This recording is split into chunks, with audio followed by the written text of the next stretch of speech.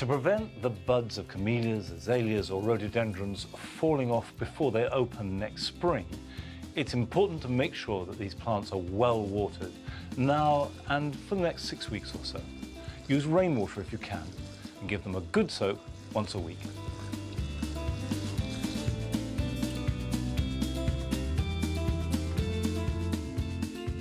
Beetroot are a crop that should be harvested regularly over quite a long period of time. I like to gather up the largest ones now, use them and leave the smaller roots to develop in the ground where they will store quite happily over the winter months.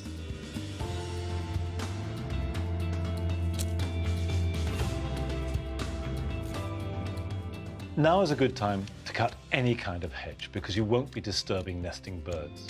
But evergreen hedges in particular, like yew, holly, box or privet, will stay crisp and give good structure to the garden all winter long if you give them a quick trim now.